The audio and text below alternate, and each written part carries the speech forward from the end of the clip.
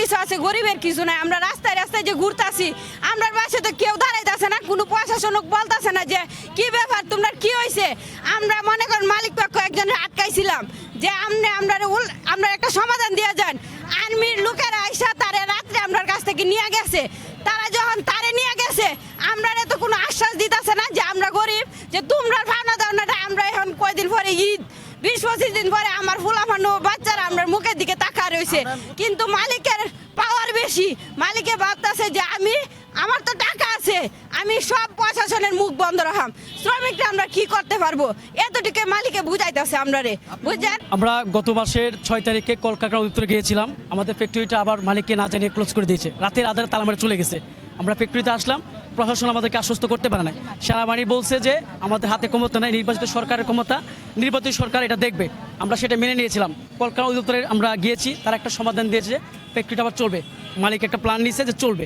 But গত 29শে April সে আমাদেরকে আমাদের যে রানিং কাজ, আমরা যেখান থেকে কাজ নিয়ে কাজ করি, সেই কাজ ওখানে স্টপ করে দিয়ে সে আবার ক্লোজ করে দিল। এবং সে একটা অনুলিপি পাঠাইলো যে আমাদের বেতন, ঈদ বোনাস কোনো কিছু দিতে পারবে না। আমার প্রশ্ন হলো, আমাদের একটা আসামি সৌদি আরব, তাকে প্রশাসন ধরে নিয়ে আসতে পারে, আর আমাদের এখানে আজকে 6 দিন ধরে রাত দিন যাপন করতেছি। অনেকে বাচ্চা সন্তান রেখে আসে, অনেকে নিয়ে আসে, এই রাত এখানে পার করতে কোনো একটা প্রশাসন, কোনো একটি লোক আমাদেরকে প্রশ্ন করে নেয়। আমি দাঁড়াচ্ছি 2018 থেকে 2024 অডেল গ্রুপ এমডি মোহিত স্যার, ওনার তত্ত্বাবধানে ডাচ বাংলা ব্যাংকের মাধ্যমে সমস্ত পাওনাদি দিয়ে আসছে। কিন্তু বর্তমানে হঠাৎ করে কোনো সংবাদ না জানিয়ে 400 জন শ্রমিককে কর্ম বন্ধ করে দিয়েছেন। সেজন্য আজকে আমাদের এই মানববন্ধন, এবং আমরা আপনাদের মাধ্যমে আমাদের এই কর্মসংস্থান থেকে বিরত হওয়ার কারণে সামনে আসছে ঈদুল আজহা, আমাদের বেতন, আমাদের সার্ভিস বেনিফিট, এই সমস্ত কিছু আমরা আপনাদের মাধ্যমে পেতে চাই। এই জন্যই আমাদের আজকের এই আন্দোলন এবং মানববন্ধন। আপনারা কয় মাসের বেতন পাবেন এখানে? আমরা এপ্রিল মাসের বেতন পাবো এবং মে বেতন পাবো, ঈদুল আজহার ঈদ বোনাস পাবো।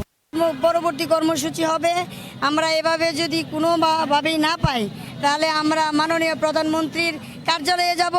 এখানে যে শ্রমিকদের চাকরির বয়স 25 থেকে 30 বছর প্লাস এখানে চাকরি করে আসছে। শ্রমিকরা কাজ করছে ডায়নায়, তাহলে ডায়না যেহেতু কাজ করছে, ডায়নার লাভ লস কেউ না কেউ তো ভোগ করছে, কেউ না কেউ শোনা করছে। কে এই শ্রমিকরা দিয়ে কাজ করাইছে, কে এর লভ্যাংশ ভোগ করছে, সেই লোক আসুক। যারা আছেন, তারা যদি একটা গার্মেন্টস মালিক শূন্য হয়, যদি স্থান পরিবর্তন হয় কিংবা মারা যায়, তার আইনগত ব্যবস্থা এই মালিক পক্ষ নিয়েছে কিনা। যে আপনাদের দাবি হয়েছে, আমরা তখন এই যে কলকারখানা গেছিলাম, তখন আমাদের দাবি ছিল যে এতগুলো পরিবার শেষ হয়ে যাবে, কারণ কর্মচ্যুত হবে, কারখানা বন্ধ করবে, যাতে কারখানা বন্ধ না করে শ্রমিকের পাওনা যাতে বকেয়া বেতন ভাতা দিয়ে কারখানাটা পরিচালনা করে, সেই আশা আমরা ওখানে ব্যক্ত করি। মালিক পক্ষ তারা বলছে যে আমাদের পর্যাপ্ত কাজ আছে, আপনারা কাজে যোগদান করবেন, আমরা এই চালাবো। সালে ইসলাম শান্তনা, আমি সভাপতি মাদারল্যান্ড গার্মেন্টস ওয়ার্কার্স ফেডারেশন এবং জাতীয় শ্রমিক জোটের ভাইস প্রেসিডেন্ট। আমরা এই ফ্যাক্টরি নিয়ে এই 1 মাস ধরেই কাজ করতেছি।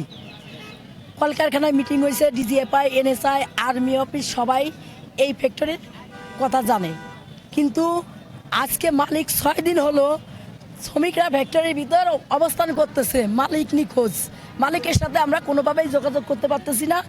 সকল সংস্থার সাথে যোগাযোগ করছি, তারাও পারতেছে না। আমার কথা হচ্ছে, এখানে 390 জন শ্রমিক ফ্যাক্টরির ভিতর অবস্থান করতেছে। এখানে বিভিন্ন উস্কানিদাতা আছে। এই ফ্যাক্টরির ভিতর যে শ্রমিকরা অনিশ্চিতভাবে বসবাস করতেছে, এখানে যদি একটা দুর্ঘটনা ঘটে, এই দুর্ঘটনার দায় কে নিবে? আমার শ্রমিক ভাই বোনেরা নিবে না। মালিকরে আমরা অনুরোধ করবো, মালিক মহোদয়, আপনি যেখানে থাকেন শ্রমিক ভাই বোনদের দাবি মেনে নেন। শ্রমিক ভাই বোনরা তাদের দাবি বেআইনি না, তারা আইনের ভিতরে আছে। আমাদের দাবি হয় ফ্যাক্টরি খুলে দিতে হবে, তা না হলে বাংলাদেশ শ্রম আইন অনুযায়ী শ্রমিকের সকল পাওনা পরিশোধ করতে হবে।